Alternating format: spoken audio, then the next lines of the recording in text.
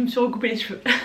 Hello, c'est Estelle et je vous retrouve aujourd'hui pour vous faire l'annuel Mid-Year Book Freakout Tag. En fin d'année, quand t'as lu 25 000 livres trop bien et que t'as pas déjà réfléchi à qui est quand même mieux que les autres, c'est dur de faire ton classement. Mais au moins là, je commence à réfléchir. Le truc bien aussi, c'est que contrairement aux autres années, j'ai pas trop dû à réfléchir parce que j'ai lu 19 livres pour le moment en 2023. Ce que je vais essayer de faire dans cette vidéo, c'est de ne pas répéter le même livre ou le même personnage. Et nous allons du coup commencer tout de suite avec les questions. Ton livre préféré pour le moment de l'année 2023. Pour ça, j'ai décidé d'aller avec un livre qui va peut-être vous surprendre parce que en soi je lui ai pas mis 5 étoiles, mais à mes yeux c'est le meilleur livre que j'ai lu cette année et il s'agit de The Roughest Draft. Il est dégueu. Qu'est-ce que...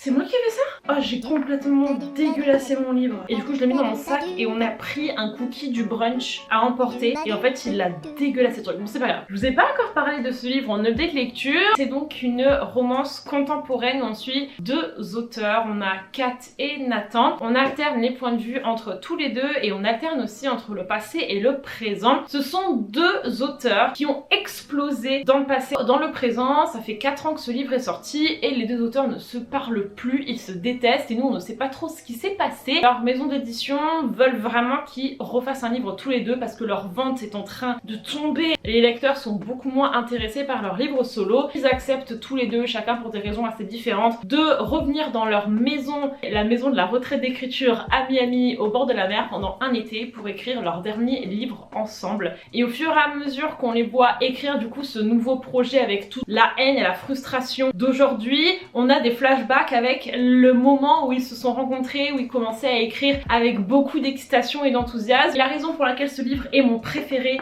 de 1, c'est parce qu'il a traité de ce que c'est que d'écrire et de la relation de l'auteur avec ses histoires d'une façon que je n'avais jamais vu représenter, qui est un petit peu ma façon de faire les choses, hashtag mettre tout de soi dans un livre, se sentir exister qu'à travers les mots, tout voir à travers le filtre de l'écriture, à tel point que tu ne vis même plus tellement dans la vraie vie, mais que tout ce que tu vois pour toi est potentiellement une idée ou potentiellement une phrase, une citation. Et oh là là, je vous jure, il y a tellement en fait de passages dans ce livre où on débat de ce genre de choses. Il y en a des livres hein, pourtant qui sont écrits pour parler de l'écriture, mais celui-là, pour moi, il avait tout. En plus de ça, la plume est phénoménale, d'une précision et d'une élégance incroyable. Et du coup, ce livre est devenu mon nouveau modèle à atteindre en tant qu'écriture dans la vie. C'est pas le genre de romance hyper sexy, machin et tout. Non, c'est beaucoup plus sur la psychologie des personnages. On est très en profondeur. En soi, il se passe pas grand chose. Ils sont juste dans leur maison et ils écrivent. J'entrais en connexion avec moi-même quand je lisais ce livre, vraiment. Donc voilà, si vous cherchez une romance incroyable qui parle d'écriture pendant l'été, Second Chance, The Roughest Draft. Le meilleur tome 2.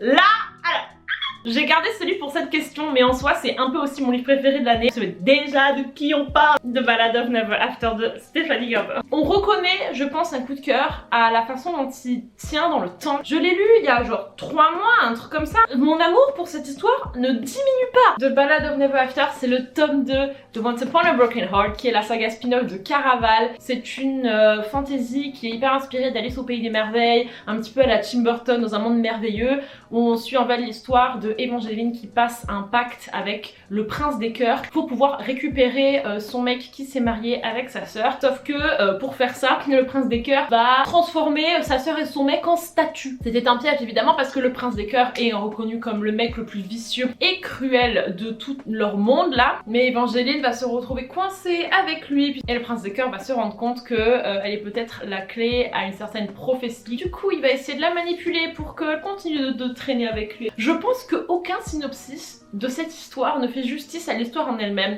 Parce que même moi, quand on m'avait expliqué le truc à l'avance, je m'attendais à un truc, mais en fait ce n'est pas du tout ça. Je ne comprends pas ce livre, je ne comprends pas comment Stéphanie elle a réussi à mélanger un univers hyper féerique et limite pas enfantin, mais voilà, quand je vous dis Alice au Pays des Merveilles et tout, tu te dis ok, c'est un truc de gamin. Mais en même temps, oh, je peux vous dire que l'ambiance elle est sexy as fuck. Il y a un décalage et je pense que c'est cette improbabilité qui fait que j'ai autant aimé l'histoire et aussi l'évolution du rythme dans le temps. En effet, je vous ai parlé que du tome 2. Pourquoi? Parce que ce tome 1, il ne paye pas de mine. On lit ça, on se dit ok, d'accord, bon, c'était original, un peu chelou. Il ne se passe rien jusqu'au 70% presque. Et il faut l'accepter, il faut s'accrocher parce qu'une fois que tu entres dans le tome 2, ça envoie tout toutes les pages, tu ne respires plus. C'était très osé parce que si tu ne sais pas qu'il y a ça, je suis pas sûre que tu vas au bout de lui. Donc ceci est mon avertissement personnel. Je vous jure les gars que ça vaut le coup d'arriver jusqu'au tome 2. Donc persévérez. Ils ont une relation qui est inqualifiable parce qu'on sait que le prince des cœurs la manipule. Il le dit, c'est visible, il est méchant avec elle. Il y a aussi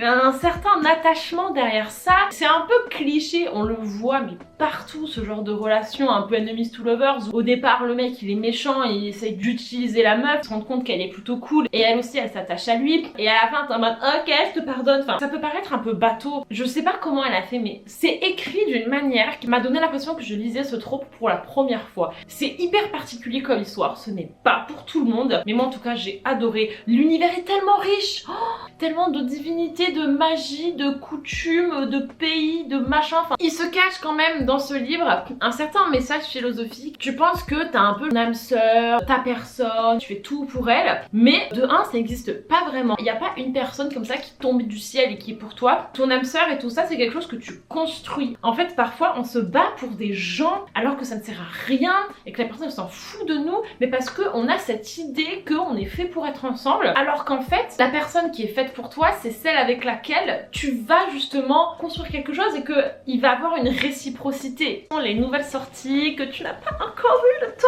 de lire. Là, il y en a plein, mais je dirais que de manière urgente, il y a Cursed Crown, le tome 2 de Queen Crowns, qui était un de mes livres préférés de l'année dernière. J'ai pas vu des reviews sympas. Je m'en doutais un petit peu parce que c'est un peu le livre. En une fois, ça suffit. Je ne vois pas comment elle peut rebondir pour un tome 2. Je veux en avoir le cœur net. Je veux savoir ce qui arrive à notre petite Rose, notre petite Vren. C'était quand même une fantasy qui m'avait vachement redonné espoir en la fantasy young adulte que j'avais vachement mis de côté. Et aussi, je veux lire Happy Place de Emily Henry. Je n'avais pas prévu de lire d'autres livres de Emily parce que j'avais pas trop aimé sa plume dans Beach Read. Mais celui-là, à ce qui paraît, a un goût supérieur.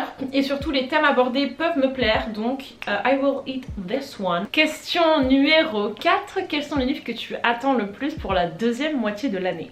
Bon, premièrement, on a le tome 3 de Once Upon a Broken Heart qui sort en septembre. C'est bientôt. La fin du tome 2 était un suspense absolument incroyable. Elle gère bien sa suite de saga, ok? Elle sait faire, elle a su comment terminer son tome 2, elle a su comment terminer son tome 1. Pour que, mais ça explose encore à un corps quoi. Elle nous a pas tout donné dès le début. Elle a dosé. Et aussi en novembre, nous avons Dark Air de C.S. Pacat. Là aussi on a une autrice qui s'est dosée. Elle nous a rien donné dans le tome 1. Tout le potentiel des personnages n'a pas été exploité et dans ce tome 2, je sens que ça va décoller. La grandiosité de C.S. Pacat va nous frapper en pleine face. J'ai rencontré cette dame que des fois j'oublie que genre j'ai discuté avec elle pendant 3 minutes et qu'elle était adorable. Donc nous allons retrouver Will et James. Faudrait peut-être que je lise une explication de la fin du tome 1 parce que je n'ai pas tout compris. Ou alors non, je vais relire le tome 1. Ta plus grosse déception. Être déçu, c'est quand tu avais des attentes là et que le livre n'a pas rencontré les attentes. On parle pas de livres que j'ai trouvé nuls, on parle pas de livres que j'ai pris comme ça et qu'au final j'ai pas aimé. On parle d'une personne dont j'ai fait les louanges du tome 1, dont j'ai vécu avec les personnages et dont j'ai une estime énorme et dont tout ça s'est écroulé dans le tome 2. Je nomme The Abbas Paradox de Olivier Blake. Et là je sais qu'il y a des gens qui sont heureux. Amanda, je sais que t'es en mode mais oui Estelle, je te l'avais dit. J'ai adoré le tome 1, un truc que je n'avais jamais lu auparavant. Et tous les défauts que les gens lui ont reprochés, moi je l'ai plutôt vu comme des qualités. Une Dark Academia un peu paranormale. On a sélectionné les 6 magiciens les plus puissants du monde qu'on a enfermés dans une société secrète dans la librairie d'Alexandrie et ils ont chacun des missions afin de prouver qui est le meilleur et à la fin il n'en restera qu'un. C'est un Koh-Lanta de magicien version Dark Academia. Le principe est absolument incroyable. Le tome 1 je l'ai trouvé stupéfiant, passionnant, fascinant, mais ce tome 2 a transformé tous les points forts de ce livre en points faibles. À la fin du tome 1, un premier magicien a été éliminé. Et cette personne en fait n'était plus avec les autres. Il y avait un risque énorme que ça foute en l'air tout le rythme de l'histoire. Parce que quand il y a une personne toute seule et un autre groupe de gens, c'est déséquilibré. T'es plus dans une espèce de frustration et dans une attente qu'autre chose. Et c'est exactement ce qui s'est passé. Moi ça m'a saoulé que cette personne ne soit pas avec eux parce que déjà j'adorais ce personnage. Et enfin le deuxième truc qui s'est retourné retourner contre le livre, c'est son côté hyper complexe. Ils veulent essayer de remonter le temps, de faire pause dans le temps, ou alors de recréer le Big Bang. On est vraiment sur de la science pure et dure, et personnellement, bon, ça m'a fasciné dans le premier tome. Le truc, c'est que dans ce tome 2, elle est encore une fois partie dans un délire de on stoppe le temps et tout, sauf que là, pour le coup, elle m'a perdu. Et pour le coup, j'ai trouvé ça trop complexe, et pour le coup, je l'ai pas suivi. Et il y a des gens qui lui avaient déjà reproché ça dans le tome 1, en me disant qu'il n'avait rien compris, nanana. Tous les points forts du livre se sont retournés contre lui. J'étais à ça de le DNF. Prenez-le comme un livre seul. Je vous jure que vous vous éclaterez. Pensez pas à la suite, juste le tome 1 vaut le coup. Ta meilleure surprise. Pour cette question, je vais vous parler de mon dernier coup de cœur. Pareil, je n'ai pas encore parlé en update lecture. De Lynn Painter. Je l'avais vu passer, mais j'avais pas non plus le temps à tirer ça, et puis j'avais pas trop vu de gens le lire. Et puis là, Clara m'a dit Estelle, j'ai lu un livre incroyable. Ok, on va tenter. J'ai lu les premiers chapitres et j'étais un peu en mode bon, ça part comme une romance young adulte, un peu jeune, rien de fou, voilà. Comment ce truc va se transformer en quelque chose d'original, comment ça va décoller. Je sais pas trop à quel moment j'ai pivoté, mais là d'un coup le truc est devenu parfait. Il s'est pas passé non plus des trucs de ouf, mais dans sa simplicité et dans son honnêteté, il s'est démarqué. Il n'y avait pas besoin de plus. Ensuite, l'histoire de Liz, qui est vraiment une hopeless romantic. Elle adore les comédies romantiques, les chansons d'amour, etc. Elle a hérité de sa mère qu'elle a perdue quand elle était plus jeune. Par amour de sa mère et pour aussi un petit peu entretenir son souvenir, elle continue à regarder toutes ces comédies romantiques. Et du coup, Liz, c'est un petit peu une meuf qui rêve de grandes choses comme ça, de prince charmant, etc. Sauf que ça coince un peu dans sa vie jusqu'au jour où son fameux grand amour de quand elle était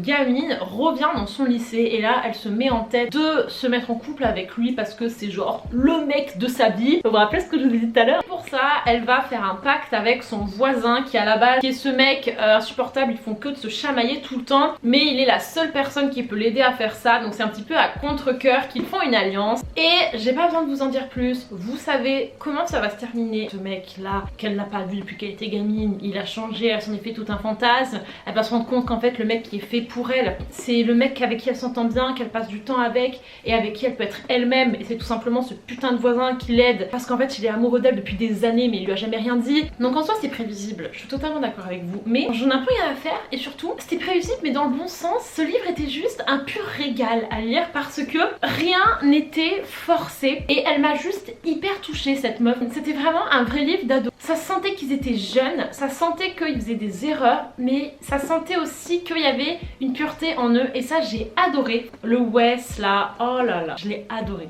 Donc si vous cherchez une rom-com young adulte, mais n'ayez aucune hésitation avec celui-là. Ton nouveau ou nouvelle auteuriste préférée?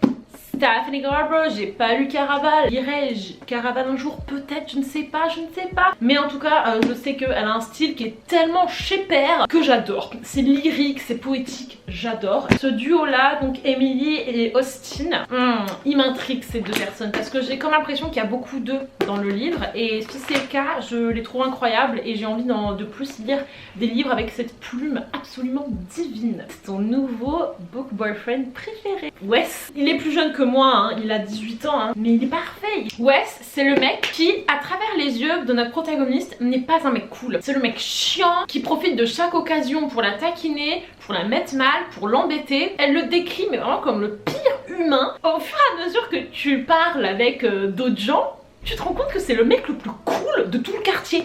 Et je crois que ce trope là, de pas te rendre compte qu'un personnage est en fait genre le gars le plus cool du monde, c'est une de mes tropes préférées. Je sais pas si vous voyez ce que je veux dire, parce que toi tu apprends à le voir au début comme ce mec un peu nulos, et en fait en même temps que la protagoniste, tu te rends compte qu'il est génial. Mais en fait, mais tout le monde l'adore, mais il est trop gentil. En plus, il est plutôt beau. Et le fait que c'est toi qui dois découvrir ça par toi-même et qu'on ne force pas sur le fait que le mec soit archi beau dès la page 2, moi j'adore. Le fait que ce soit le mec le plus cool de la planète, ça venait de moi. Aussi, c'est un de mes trop préférés quand tu apprends après coup tout ce que le mec a fait pour toi pendant le livre ou même avant, et qu'en fait tu savais pas que c'était lui. Et surtout, pourquoi est-ce qu'il est un mec cool? Parce que qu'il ne se la joue pas, il ne se la pète pas. Il est pas là en mode je suis le mec cool, c'est moi le mec trop cool. Non, le mec il vit sa vie tranquille, il ne vit pas pour être un mec cool et c'est pour ça que c'est un mec cool. Ton nouveau personnage principal préféré. Je dois vous parler de ma petite choupinette Evangeline. Les personnages qu'on peut qualifier de niais, hyper optimistes, hyper fleur bleue, hyper bisounours, qui sont pris en ridicule dans d'autres histoires et sont moqués. Mais dans ce livre là, Stéphanie en fait une battante, une guerrière quoi, et surtout en fait la meuf qui gagne. Et j'aime beaucoup présente de comportement et de façon de voir la vie comme quelque chose qui n'est pas niais mais quelque chose qui au contraire est beau et te fait aller loin. Croyez toujours en vous et pensez toujours que ça va marcher. Elle a ramené à la mode les protagonistes vulnérables, les protagonistes sensibles. On a tellement de fantasy où il faut être badass, où il faut tuer plein de gens, où il faut pas se laisser faire et tout, il faut avoir un mental d'acier, une armure émotionnelle comme ça là, qu'une petite nana qui dit tout ce qui lui passe par la tête, qui fait confiance aux mauvaises personnes et qui redonne 50 000 chances aux gens qui la trahissent, et ben moi j'ai adoré. J'ai adoré parce que je suis un peu une meuf comme ça moi. Quand tu n'attends pas le mauvais des autres, ben parfois les autres te montrent pas le mauvais. Et même si au fur et à mesure elle captait qu'il y avait des gens qui lui voulaient du mal, elle approchait la situation avec maturité et elle essayait plutôt de manipuler avec sa tendresse. Vous voyez, elle était pas en mode son côté mais hyper relatable. Elle-même, elle s'écrit une lettre en se disant je sais que tu vas finir par tomber pour lui, s'il te plaît, souviens-toi qu'il a fait ça, et genre elle se fait elle-même une liste. Même ça c'est pas suffisant parce qu'elle va quand même finir par tomber pour lui. C'est incroyablement vrai en fait, comme quoi tu ne peux pas contrôler tes sentiments. Soit aimer quelqu'un, tu resteras beau quoi qu'il arrive, même si cette personne est horrible, ton amour pour cette personne, ça reste quelque chose de beau. Moi je la trouve incroyable, je trouve que cette fille, vous savez, c'est kill them with kindness. Question numéro 10, un livre qui t'a fait pleurer. NPBA, je l'ai relu parce que du coup je l'avais déjà bêta lu etc au moment du concours. Je l'ai relu cette année et pour découvrir cette nouvelle version et wow, ça m'a claqué. Je mets, vous voyez les photos là, Clara c'est la queen. Voilà, si vous n'avez pas encore lu NPBA, est-ce que vous attendez? Voilà, merci. Un livre qui t'a rendu heureuse. Est-ce que je l'ai? Oui je l'ai. Je vois pas le rating de Sedji Patel. Je l'ai lu mais genre en février, au moment où je ne croyais plus en les romances, je ne croyais plus en la lecture en général. J'étais complètement paumée dans mon 12 mètres carrés dans mon école alors que je passais mon mémoire. Et ce truc, ça a été une bouffée d'air frais. Ce livre m'a réconciliée avec plein de trucs en romance et il m'a fait plaisir. Vous savez, il y a des scènes où vous avez des attentes particulières. Vous voulez qu'il se passe certains trucs. Mais parfois les auteurs ils ratent complètement. Et ils ne font pas ce que tu veux. Je vais seulement vous dire ce petit truc là précis parce que j'ai pas besoin d'en dire plus en soi. Savoir quand rendre votre protagoniste féminine douce. Quand on a des protagonistes hyper impulsives, en mode la girl boss, un petit peu froide et tout, ça me saoule au bout de 2 secondes parce que la meuf elle fait que de remballer tout le monde, elle se croit un peu supérieure à tout le monde et en fait parfois elle est juste méchante et moi je n'y vois pas forcément une trace de force, de caractère, mais plus quelqu'un qui est un peu insupportable. Et elle était un petit peu à cette limite. À partir du moment où elle s'est sentie en fait en sécurité avec le mec, il y a un moment donné où lui il est rentré du travail et genre il avait passé une mauvaise journée. Il arrive, il est en mode putain mais... Et alors que d'habitude elle était en mode ouais elle est arrivée, elle a passé son bras comme ça, elle lui a dit ok raconte-moi, viens là mon amour, qu'est-ce qui s'est passé? Et je vous jure, la manifestation de la douceur, moi, elle m'a anéantie. Genre j'étais en mode oh mais meuf, en fait, t'es parfaite parce que tu sais être douce quand il le faut. Putain, je veux voir des scènes où les mecs se montrent vulnérables. Et voilà les amis, c'est tout pour ce tag. Franchement, un truc que j'aime bien vous demander à chaque fois, c'est de me dire quel est pour le moment votre livre préféré de 2023. Donc n'hésitez pas à me le mettre en commentaire. Et je vous retrouve la semaine prochaine, promis j'aurai craché, pour une nouvelle vidéo. Bye.